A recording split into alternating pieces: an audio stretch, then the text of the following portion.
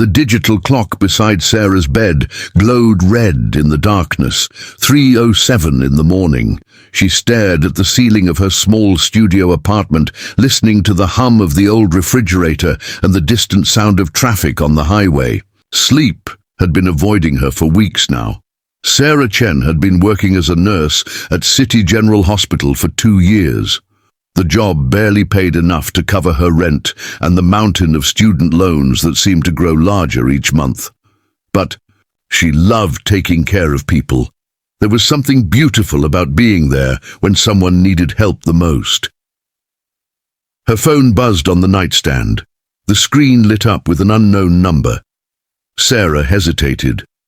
Calls this late usually meant trouble. "Hello?" She answered softly. "Thank God."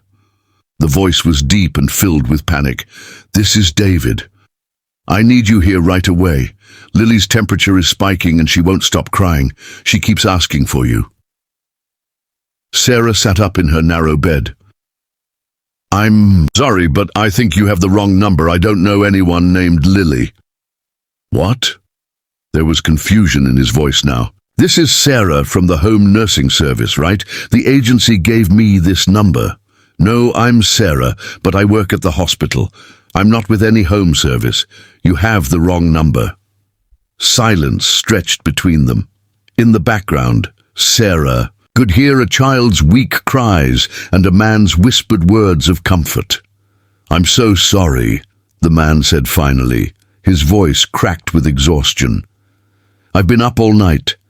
My daughter is sick, and I can't get her fever down. The agency was supposed to send someone, but they gave me the wrong contact information." Sarah closed her eyes. Every instinct told her to hang up politely and go back to trying to sleep.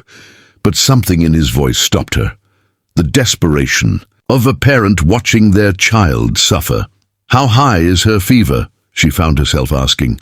104 degrees. I've tried everything the doctor told me over the phone, but nothing is working. She's only 3 years old."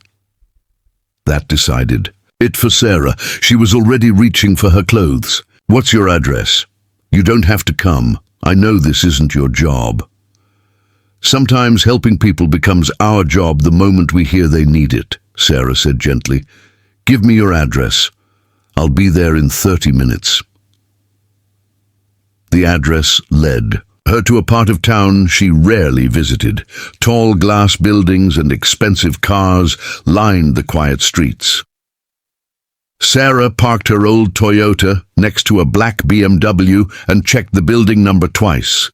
This was definitely not her usual neighborhood. The lobby was all marble and soft lighting. A doorman let her up to the 20th floor without question, probably assuming she was the nurse who was supposed to be there. The elevator doors opened to reveal a man in his early 30s. His dark hair was messy, his white shirt wrinkled and stained. Worry lines creased his handsome face. This had to be David. "You came," he said, and the relief in his voice was overwhelming. "I'm a nurse," Sarah replied simply. "Where's Lily?" He led her through an apartment that was clearly expensive, but felt lived in and warm. Family photos covered the walls, and toys were scattered across the hardwood floors. They walked down a hallway to a room painted soft yellow, with stars glowing on the ceiling. A tiny girl with dark curls lay in a toddler bed, her cheeks bright red with fever. She was clutching a stuffed elephant and whimpering softly. Sarah knelt beside the bed and gently touched Lily's forehead. Very hot, but Sarah had seen worse. She checked the little girl's breathing and pulse while speaking in a calm, quiet voice. "Hi, sweetheart. I'm Sarah. Your daddy called me because you're not feeling well." Lily opened her eyes. They were the same warm brown as her father's. "Sarah," she whispered, "you came. Daddy said you would come." Something in Sarah's chest tightened. "That's right, baby. I'm here now." For the next 2 hours, Sarah worked quietly and efficiently. She helped David give Lily the right medication at the right times.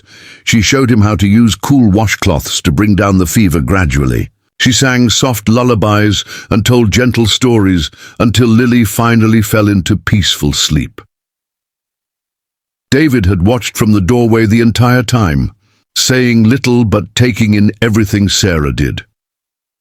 When they finally stepped out of the room, he was holding 2 cups of coffee. "I don't know how to thank you," he said, handing her one of the warm mugs. "You saved us tonight." Sarah accepted the coffee gratefully. "I'm just glad I could help." They sat at his kitchen table as the first light of dawn began to filter through the large windows. Sarah learned that David owned a software company. His wife had died in a car accident when Lily was just 6 months old, leaving him to figure out parenthood alone.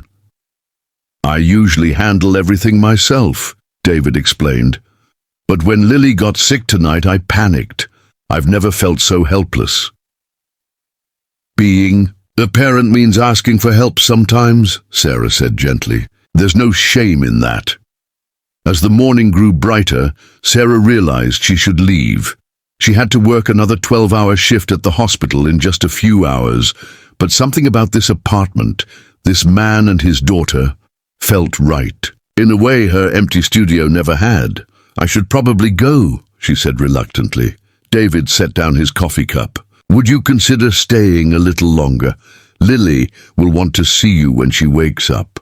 And honestly, I'm not ready to handle this alone again if her fever comes back." Sarah looked at this man who had accidentally called her number in his moment of crisis.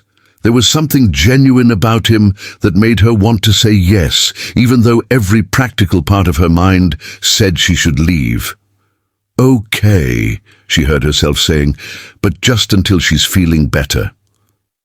Lily woke up 3 hours later. Her fever had broken completely, and her eyes were bright and curious again. She spent the morning showing Sarah her toys, her books, and her favorite hiding spots around the apartment. "Do you want to see my picture of you?" Lily asked suddenly. "Your picture of me?" Sarah was confused. Lily ran to her room and came back with a drawing. It showed a stick figure woman with long black hair wearing what looked like a white coat. At the bottom, in David's handwriting, were the words, "Sarah the Helper."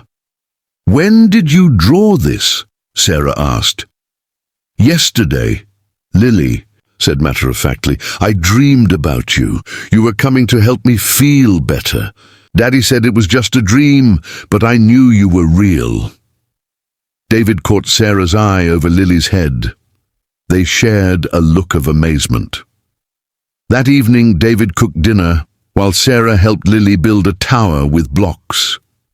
Everything felt natural and comfortable, as if they had been doing this for months instead of hours.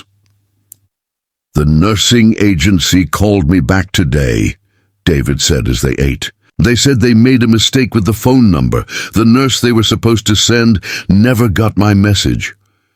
Sarah smiled. "So it really was just chance." "I don't think it was chance," Lily announced, taking a bite of her mac and cheese. "I think Sarah was supposed to find us, like in the fairy tales." Later that night, after Lily had gone to bed, Sarah and David sat on his balcony looking out over the city lights.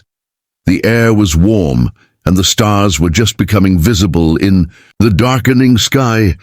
"I have something to tell you," David said quietly. "I called in sick to work today. I haven't done that since Lily was born." "Why?" "Because I didn't want this day to end. I didn't want you to walk out of our lives, and for this to become just a strange story." Sarah felt her heart beat faster. "David, I know we just met. I know this sounds crazy, but Lily was right about dreaming of you, and maybe she's right about this too. Maybe you were meant to find us." Sarah looked at this man who had become so important to her in such a short time. She thought about her lonely apartment, her exhausting shifts, her life that always felt like it was waiting for something to begin. What are you asking me? I'm asking if you'd consider staying, not just tonight, but really staying. Lily needs someone like you, and so do I. Sarah reached for his hand in the soft darkness. I think I've been waiting my whole life for someone to need me the way you two do, she said softly. I just never imagined it would start with a wrong number.